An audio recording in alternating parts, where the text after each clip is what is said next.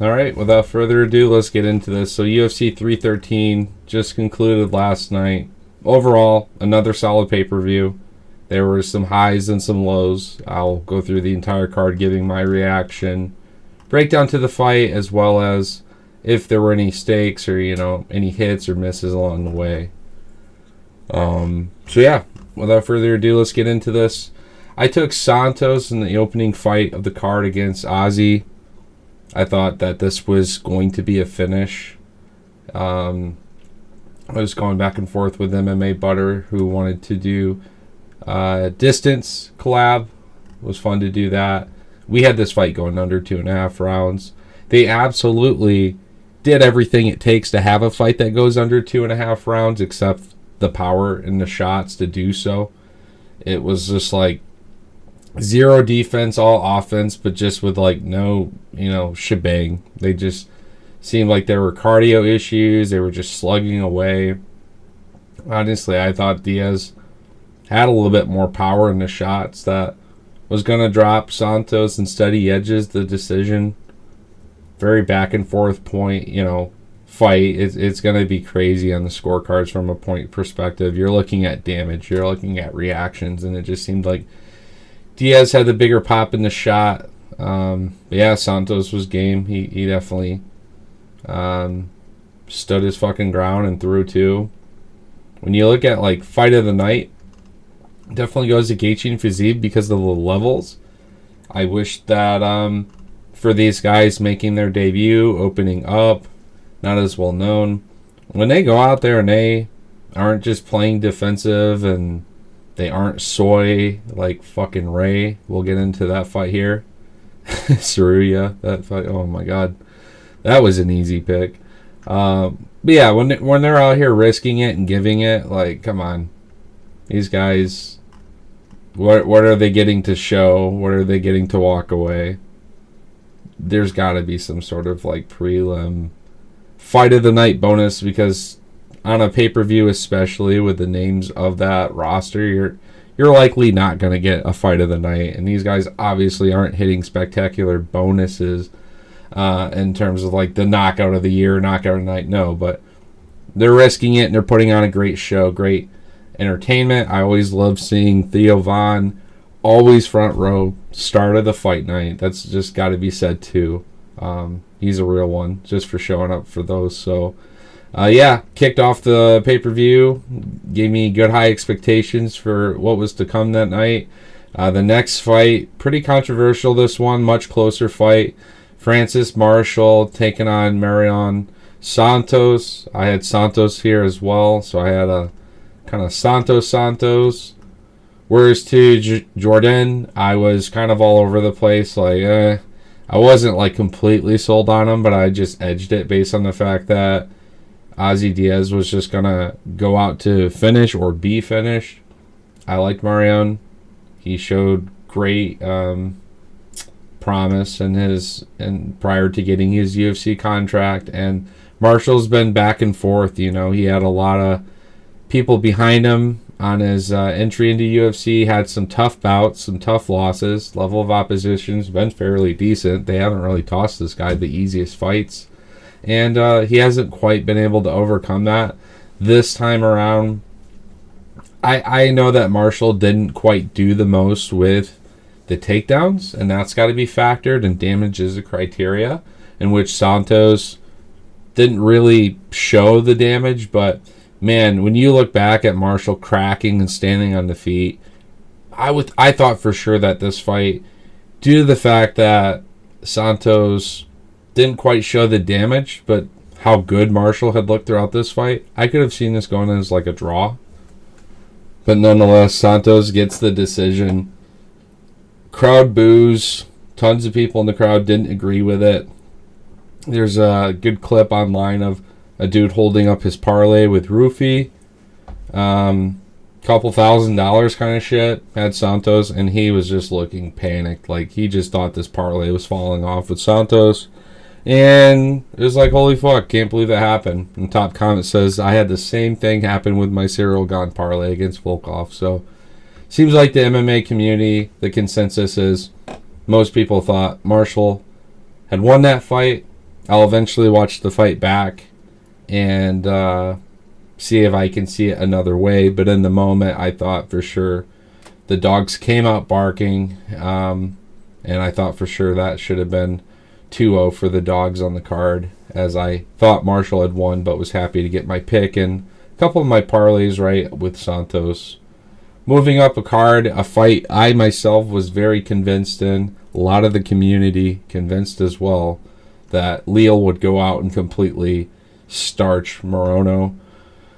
Morono's, he's not like the chinniest of fighters. He generally takes an ass beating before he just gets pummeled or finds a way to survive and pops his shot back. Like, he definitely throws and plants and gives, solid efforts into these gunfights that he finds himself in. But my thing is, why try to engage the gunfight to begin with? I feel like Morono's key to victory in a lot of these fights would be try to take these guys off their feet, take them to the ground, focus your BJJ, use the sharpest tool in your tool belt to get the job done. And it's just been a constant problem for him. I don't know if the UFC would consider cutting Morono, given the fact that he's got a decent amount of association and other fighters that he helps coach and corner and so forth. So I don't know if they're just going to give him a layup and give him some easier fights, because it looks like anytime there's half a decent level of opposition, it's over with. And I feel like Morono surprisingly thrived and did the best earlier on in his UFC career, where he was fighting some of these bigger names and actually getting away with some of these wins, So, yeah, I don't know. He's anytime there's like a solid name, again, Joaquin Buckley, Santiago, there's D-Rod.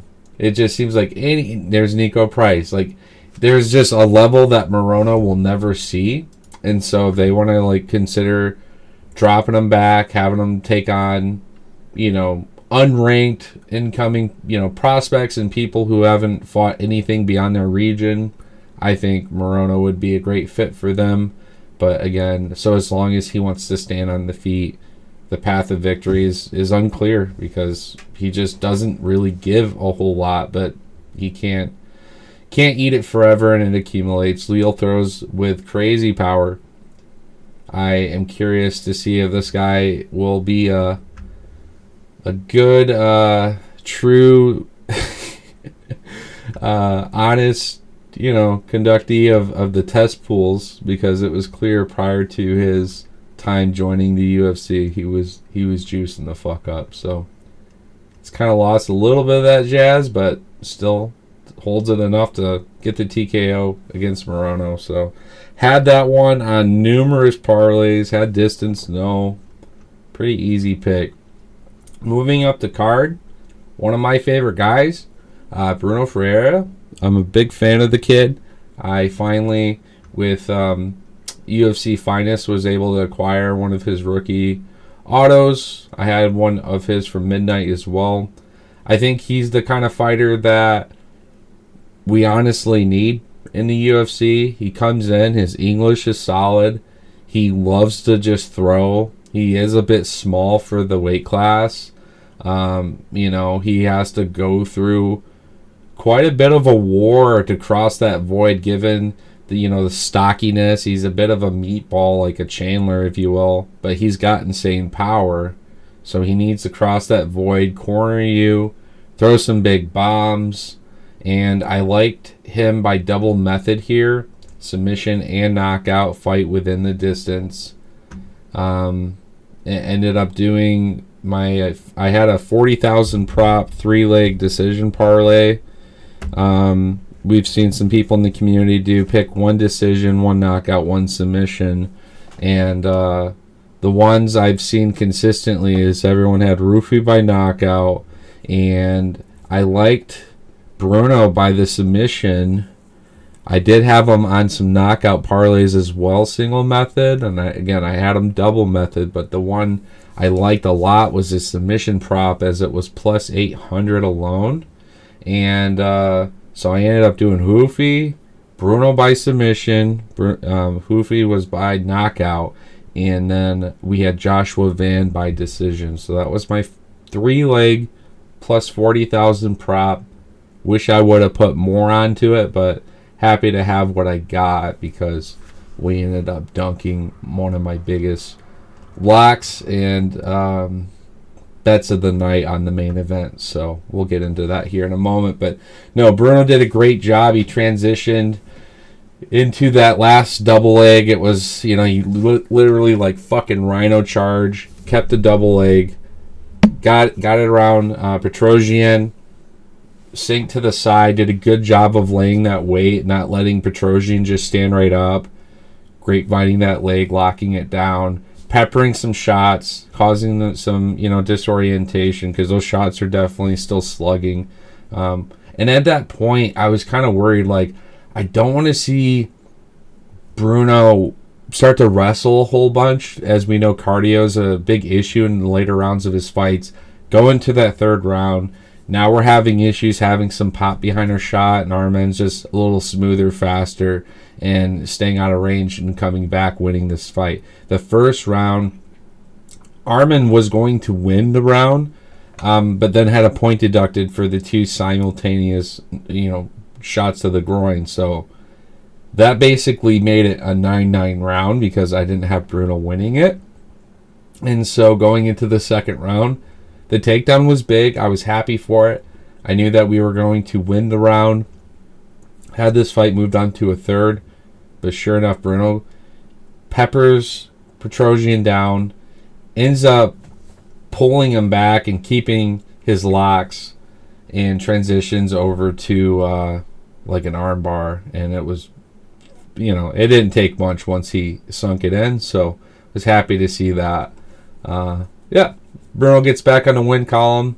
Arman looked pretty decent. He's had a tough go out now against 2 pretty solid opponents. I don't think that's cut worthy or anything along the lines of that conversation. But yeah, it's been a tough go out for him here. If we expand on his details, that's the 3 in a row. But again, look at the level of opposition. I mean, it's pretty solid, right? So I hope that some of those things are into consideration. Again, if they're able to bring other promising prospects and so forth into place, I understand it. But if we saw Arman get cut and Glass Joe showed up, I would just be like, what the fuck? Because this guy, I feel, does have potential still to show us. And no, I'm not going to say he's going to climb and be a world beater, but could he edge the rankings eventually? Sure. Yeah, it's been a tough go out for him, and it's not like he's the youngest of fighters on the roster either at 34, so there we go. Moving up the card, Joshua Van, lock of the card for me. When Butter was reaching out to do a collaboration, we were talking distance. I said Joshua Van is my lock, and I like him over 2.5 rounds. We were talking mostly under 2.5, or in the case of the main event, fight doesn't go the distance. Worried that we'd see a 4th and 5th round, but still a fighter determined to put points aside and go for the finish, especially if they were down. But yeah, Joshua Van shows up. He's not the biggest flyweight in the world. I always say that if there was an atom weight, we'd see Van there. Saruya comes out and just literally puts his head down for going for these like random little grappling exchanges. And anytime Josh is throwing a shot, he just leans his head high, puts it up into the air, and is like trying to dodge and lean all around. And I just know that, yeah, Josh isn't the biggest of flyweights. He doesn't have that extra 3-4 inches at the end of his punches. But you put Saruya in there with some of these bigger flyweights, and they will absolutely snipe the fucking piss out of this kid and knock him out. Joshua Van, yeah, there was that chance that he was going to put Ray out earlier in the fight, which is why the distance over 2.5, although I liked Van by decision, it was in the back of my mind, and I knew it was a possibility. I saw some people smoking crack saying that Josh Van could hit a submission in this fight, given that Ray would just put his head down and put himself in like a bad guillotine or something, but No, I was really happy. Josh is a death by 1,000 cuts. He can take it. Anytime that Ray got him down, he was quick to just peel, rip, stand up. He was good about all of his, his transitions and getting back to the feet, breaking away, and keeping the fight where he was going to continue to dominate. So one of the most dominant performances on the card. Also, again, lock-in method were sliced. So we were absolutely cooking going into this at this point because we had our submission, we had our decision, and very next fight on the card, we had Mauricio Rufy taking on Bobby King Green. Now, Green's stake was so disrespectful at like plus 400, had already sprinkled on it. But I kept Bobby Green out of practically every parlay except for like one super long shot. We had Hoofy by knockout and every parlay that I wanted to just fluff and extend by a leg. Not every parlay hit, but yes, he was a good leg in this. The value in Hoofy as a money line, not worth it. I'm sure people hit it, but I just would say not worth it. But I do understand those who didn't take Rufy by the knockout, given the fact that his last time out against Lontop just was not a good-looking performance for him. He couldn't get the finish, but he did hit shots within that fight that I would say put out most people. So I actually thought this fight, in the back of my mind, would play out a little differently.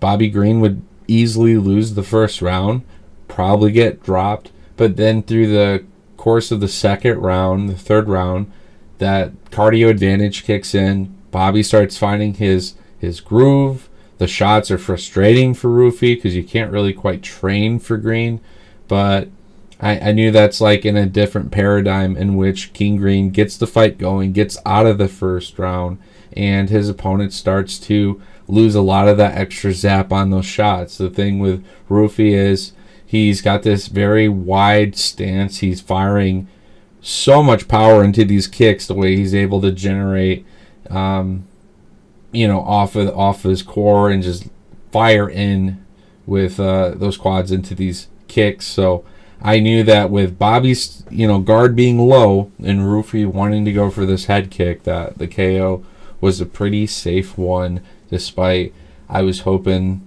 with how big of the upsets we've seen in the last 5 months, especially the year 2025 being one of the biggest year of upsets, that Rufy might have been the one that drops the Fighting Nerds aura, the undefeated Fighting Nerds aura.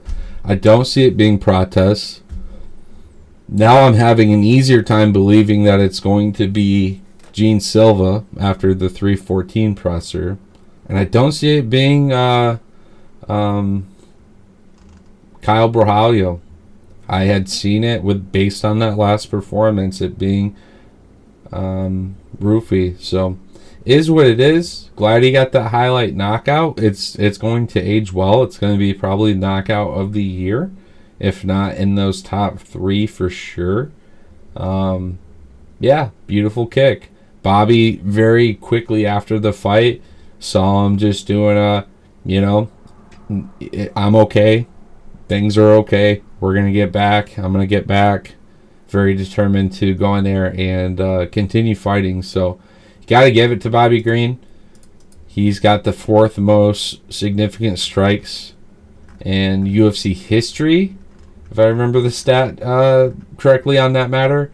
And he's also had his share of first-round finishes as well. So, yeah, again, tough night out for Bobby Green. Didn't go his way. We played it safe by sprinkling just in case the upset occurred, but pretty much hammering Rufy by knockout and distance no on several different parlays there. So moving up the card, this fight wasn't expected to go within the distance between Amanda Lemos and Yasmin Lucindo. In most women bouts, unless it's Kayla Harrison, Amanda Nunes, I used to say Shevchenko and Grasso, Weili. In most cases, their fights go to decisions now too. unless you're a couple specific women in the world, more times than not, it's always safe to say distance, yes. Fighter via decision. Make those extra bucks. Take off the money line. Just hammer decision on your favorite girl fighter and make those extra dollars. So I was kind of riding the hype train of Lucindo.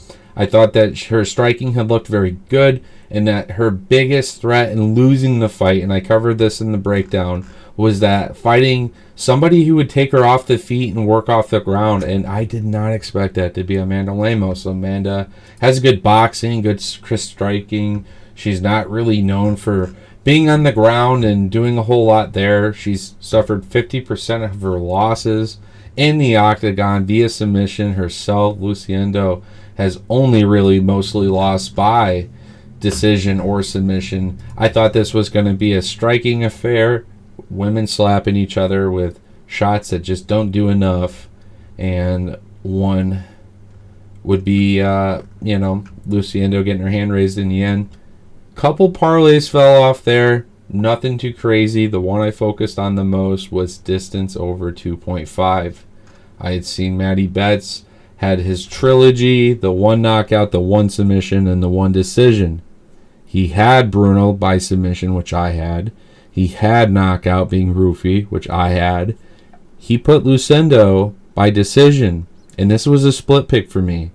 I went with, fresher, younger, seeing this playing a huge factor in the second, third round against Amanda Lemos, who, despite having the more veteran resume, is a bit up there in Father Time.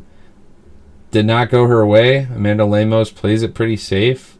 Has some just time laying on top of Lucindo. Doesn't do much with it, but it's enough to edge a decision. So his three-legger drops because of this. I swapped Lucindo with Joshua Van via decision, and we cash out. Again, the parlay prop on that three-leg was like plus 40,000. So it was a really good hit there. Wish I would have risked more on the plus 40,000 three-legger, but hey, I'll take it. I'm happy it hit because one of my biggest hammers of the night did not. But moving up the card, Ignacio, absolute fucking world destroyer, showed up Noche, looked very, very good against Manuel. We knew that this could be a sniper's delight. Turner, Ignacio, both up there, and that reach. Crazy how some of these guys at 155 pounds can be as big as some of the welterweights. You look at Jalen Turner, he's got a great photo next to Hamzat Shemaev, and I think even Strickland's in the photo. He's hanging with the boys. He's up there. He's a fucking sniper. And can't hear the audio. Weird. Can you hear me now? No?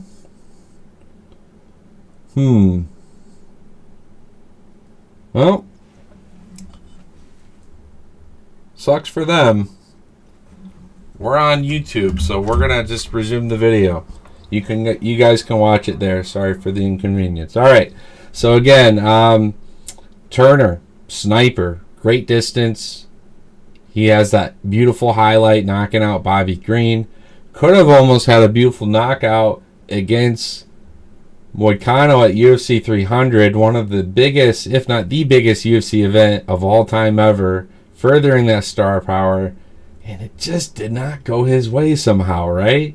He did a walk-off KO, ends up getting KO'd in the fight, comes back with about a year's worth of octagon rust, damn near 11 months later, against Ignacio, coming off a wonderful win and great knockout finish at UFC Noche in September. So Ignacio, a lot of people had him by knockout. I played it safe on this and said distance no, knowing under 2.5 was a hammer here. And sure enough, Ignacio gets Turner on the ground, rips up a beautiful triangle, tightens it in, uses his hand, helps position that crank, and starts pulling on that arm immediately. And Turner took no time at all, a second or two into the lock, ends up tapping. and decides to call it a career. It hasn't been going his way. You know, he's lost out of the last 5 fights. He's won just the fight against Bobby Green.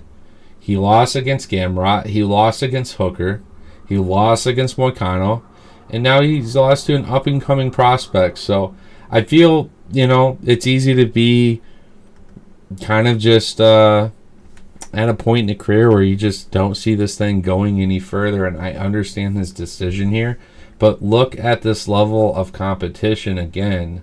You're losing to the guys that are in that top 10 minus Ignacio, who's working to eventually join those rankings one day. Still young in his career and has some time to go. This win over Turner's helping him very much so start to head that direction. And as long as we can see him active, I'd love to see Ignacio back sometime this fall. At the very latest, I'd love to see his kid getting 2 to 3 fights a year and keep on this finishing streak, especially given his stature. I think he'll make for some great matchmaking. You got other stacked 155ers to consider. Joel Alvarez is a huge fucking problem as well. You got some guys that would represent a nice Spain card, I think. You get Ilia Topuria, with Islam. If he was to ever accept that fight, I think that would be the Spain card.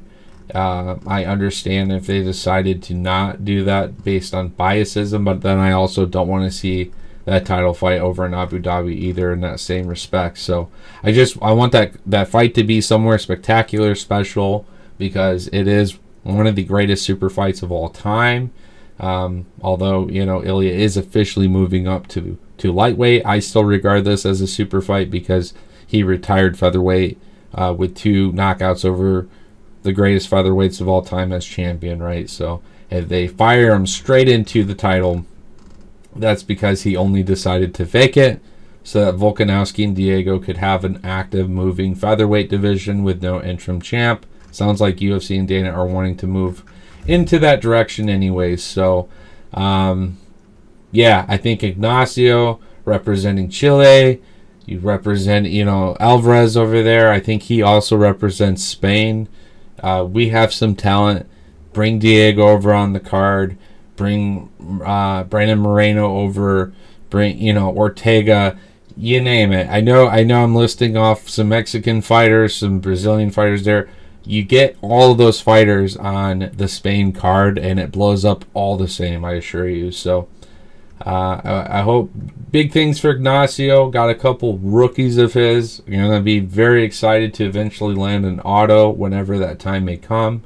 But overall, very happy with my pick here on this fight. I thought it was a pretty safe one, seeing that Turner, although is very dangerous and can give it, his ability to take it has just only shown to be not quite to that level, right? And in this case, he was put into a bad situation that could have broke his arm very easily. So moving up into your co-main event, Justin Gaethje taking on Rafael Fiziev for the second time. Props to Fiziev stepping in 2 weeks notice against a very determined, trained, and healed and prepared Justin Gaethje, much like Jalen Turner, making his fight return since UFC 300. A lot of questions hanging in the air on this one. Justin was flatline KO'd by Max. When you get knocked out like that, it changes a person's belief. It changes their chin. It changes everything. And so a lot of people had doubts for Gaethje, went with Fiziev. Fiziev had longer time off, although due to an injury with his ACL, right, against Gamrot. So 18 months. I worried for him the octagon rust was going to be, and the 2-week step in was just going to be too much against Gaethje, and that we could see leg kicks early in the fight, those accumulate, and then Fiziev's even more worn, more slow going into the second and third, and that's where Gaethje would win the fight. It didn't quite happen that way. Gaethje attempted leg kicks early in the fight. Fiziev did a great job of catching these leg kicks, and for the most part, keeping that strategy, controlled. Most of these exchanges ended up being with the hands in this fight. Prior to the fight, I mentioned Justin Gaethje's uppercuts are underrated. I think Gaethje's got one of the best uppercuts of all time, and I literally said this going into the fight. Fighters were walking out. I said Gaethje's uppercuts are some of the cleanest, most beautiful uppercuts I've ever seen, and if he's able to stand in that void, he can go to war with absolutely anybody with them. The issue with Gaethje is that he's not as defensively sound, and so after that flatline KO and the power that Fiziev can obviously generate, I thought that was a nasty recipe that could have seen this fight end within the distance. But knowing that both these guys being the gamers they are, as long as nothing's truly changed since their last time out, we'd likely see another decision. So I left distance alone on this, but I did a week prior to the fight, expecting the underdog shift from Gaethje to favorite. I hammered that at 5 units and was very happy to see Gaethje come back after having a difficult first round. Second round, finding some timing with his shots, getting some of the better exchanges with Rafael. Rafael's output slowing down, uppercuts, nice exchanges, and was even seeing some very half-assed takedown, kind of just, Gaethje coming in, trying to clinch up and grapple up with Fiziev at times, which I wasn't expecting. But yeah, no, Gaethje did a great job working the knees, the uppercuts, and doing everything that he needed. Start of the third round was in Fiziev's favor. I had it 1-1, and looked like for the first few minutes we were going to see Fiziev get a decision. And with like 2.5, 3 minutes to go, Gaethje just kind of hit the gas pedal again in a 2-week camp. A 2-week step in for Fiziev, and he still made it that close. If this was on perfect circumstances for Rafael, I could have seen Gaethje sadly losing this one. But what makes me so happy in this fight is that we needed Gaethje to win this one to resume our spot in the rankings prior to UFC 300. Gaethje was talking about wanting to fight Islam. Islam was at presser saying that the fight with Gaethje made sense. There wasn't a whole lot on his radar at the time, especially from other top contenders like Arman Sarukian and Du Bronx. It's like in Islam's mind, I've already beaten both of those guys, despite both in their own regards, kind of unique ways of how they either the fights themselves went or the circumstances. Again, Arman was fill-in as well for Islam, and much earlier in his career, he's evolved immensely since, but sadly to the injury, we didn't get to see that ensue. And Du Bronx quite simply had one of the worst performances of his career after having a world beater run at lightweight, taking on the best names and finishing a majority of them, right? So, just would like to say happy Gaethje got that win. Now he's back. He doesn't have to fight another fight to prove himself. He's in that third seat. And I think now he just gets to sit back and see what the division does. I very damn well think that Dana is going to book Gaethje with the winner of what I expect is going to be Ilia Topuria and Islam.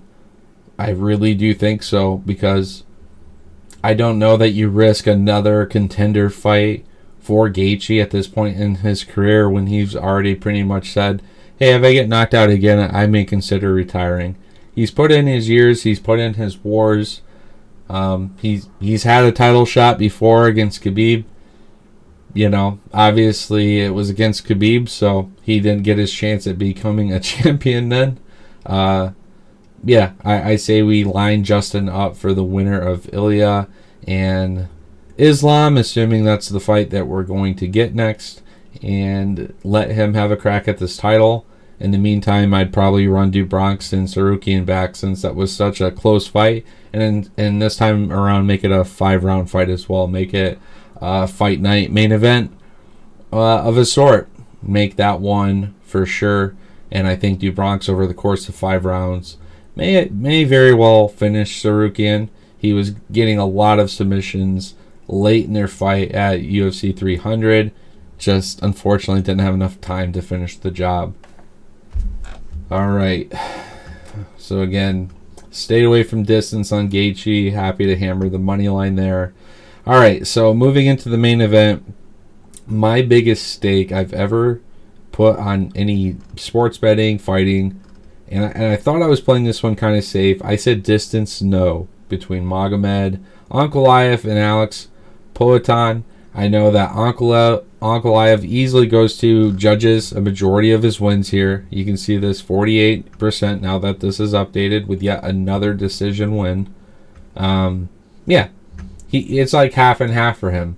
The difference being Alex Poatan has finished all heavyweight or all light heavyweight bouts, right? So Yuri, knockout. Jamal, knockout. Yuri, knockout. Khalil, TKO. Like, he is absolutely frying people. And Magomed has had these strikers affairs with Jan and Rakic, and honestly, I just haven't been super fucking impressed with how he's looked. Johnny Walker, he got that fight twice. Again, it's Johnny Walker. Anthony Smith, I don't care. It's Anthony Smith.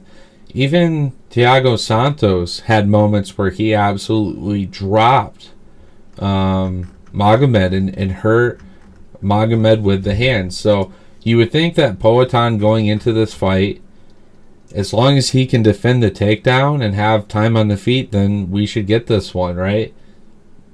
It was weird. Poatan's game plan going into this, we all knew that he needs to focus leg kicks. Poatan needs to focus leg kicks. Well, the sad truth of this was leg kicks were not going to be enough. I'm going to join in for those that want to do the UFC recap real quick here with me.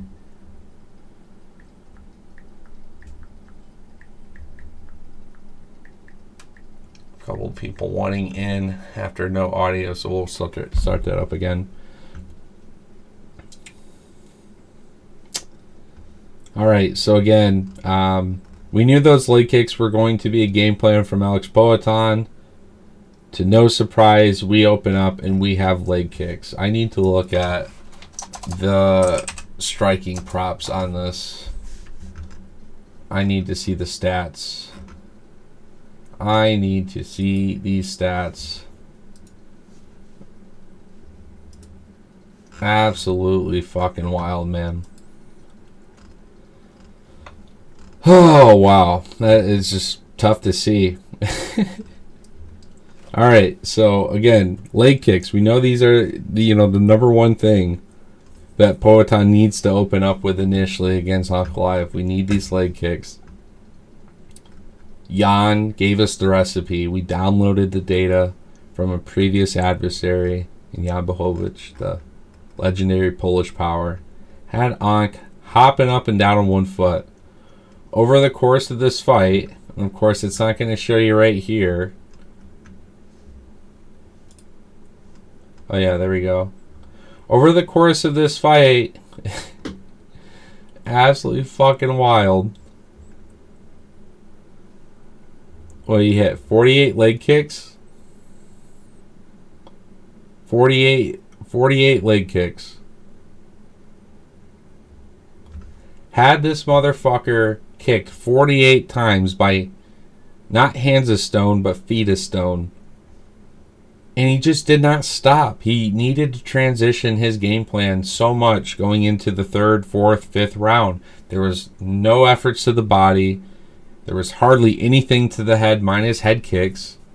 Like Poatan, I guess when you break down the fight, it was Magomed's pressure that was constantly tiring and keeping the hands of Poatan maybe just fatigued and tired with all the grappling and wrist control and those close exchanges. It's not like Magomed was sitting there blistering shots off the edge of the octagon wall. Poatan was sitting there eating the shit. No, he for the most part was playing it safe, fighting for hand control, peppering in small shots, very small knees, but just nothing really had a lot of impact. It was kind of just a wet blanket style of fighting. Safe as well. I mean, he's not wasting a lot of energy by dragging someone down to the ground and having it not go their way, or putting his head in a situation where Poatan's giving huge elbows off the side of the head and dropping you like we saw with Almeida and Curtis Blades. Magomed just played it safe. He did what he needed to do to win the fight. I haven't watched the fight over, but I'm not going to fall with the cope. Like, I want Poatan to be champ. It sets up a happier, more beautiful thing in the UFC. Like, it sets up the super fight with the winner or loser between Tom and Jones. I mean, it is what it is. I'm not going to sit here and cope and act like Poatan won that fight. It's just, he has to have output. And I do agree, to beat the champ, you have to, beat the champ. You can't just have a close fight like this one, but not while Poatan's throwing zero output. I can't cope that far. I'm sorry. So again, we had distance not going the distance on this fight. I was very confident that it actually went the distance. So is what it is for that. Thankfully, we had some success with the other hits throughout the card to lessen the blow. Is what it is. I will say that Poatan needed to plug in his controller. His X and his Y button did not work. His hands, his fucking fists, he had no hands of stone. Was very, very upset. So, first round looked good for Poatan. Second round, Ankh especially had the big significant shot that had Poatan rocked. Third round again, I don't know how you really give it for Poatan or Ankh. It was just kind of a shit round for both fighters, quite honestly. Fourth round, Ankh. Fifth round, Ankh. So, yeah, the shots show it here again. I'll go back to the fight overview. We can see 137 or 127 total strikes. Poatan at 97. Takedowns 0 of 12.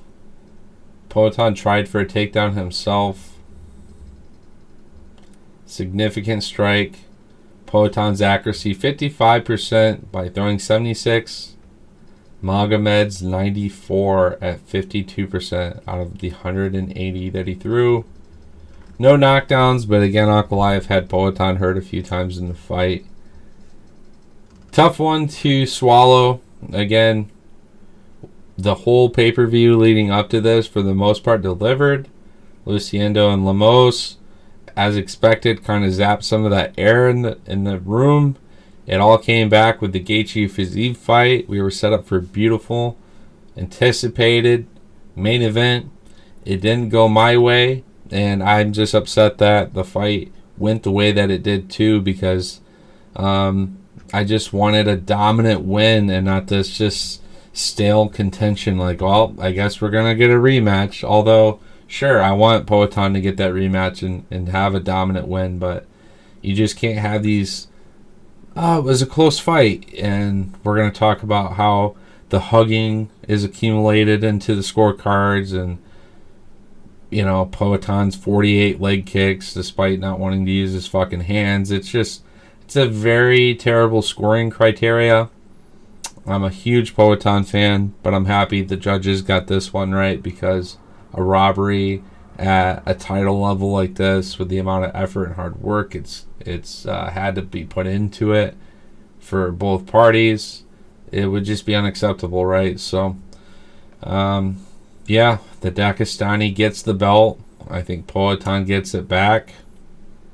But we got to figure out what was going on with Poatan there. He just was not locked in. He just didn't fight the way he normally does. I think there's a Nina drama curse here personally. And I've seen some other outlets circling on the same idea. So now that he's had a little taste of that humble pie that he hasn't had a slice of since Adesanya, let's see if Poatan goes out there and gives this damn thing a final effort Otherwise, he's had an amazing run, was extremely active. All the reasons why me and a lot of other fans were hoping he could continue this reign, because it only allowed for many pay-per-views to get saved and the setup of many fun, interesting fights in general. I would have bet you had Poatan won this fight, he would have wanted to be as active as saying, let's give me a fight for International Fight Week or sometime around that time frame. If no other light heavyweight jumped up to prove their case by an impressive finish against high levels of opposition, I quite honestly assumed they were going to give him Carlos Ulberg soon. Maybe Carlos will end up fighting Poatan if Poatan gets the rematch and it doesn't go his way. Maybe that would set up the fight for, all right, you're going to be taking a fight down in the rankings, someone coming up. Who is it? Well, Poatan's had a good resume at this point in light heavyweight. He's beaten a lot of these guys, so maybe that would be a fun matchup for if the rematch doesn't happen the way that Poatan fans are hoping. It seems like Dana is okay making this rematch, but overall, much like us, he wasn't impressed with the fight. So that's going to be my breakdown for UFC 313. Very excited to do 314 here as well, and I will be doing a full recap on that as well. So if you've made it to this point, please let it be known. Drop a comment down below. Let me know your favorite fight. If you're able to cash out on a big hit or two, what your prop was. If you're ever wanting to jump in, shoot ideas towards me, I always like to go back and forth with my picks as well. Message me over on IG at MMA_Toad, and I'll see y'all at the next one. Like, comment, subscribe. Peace.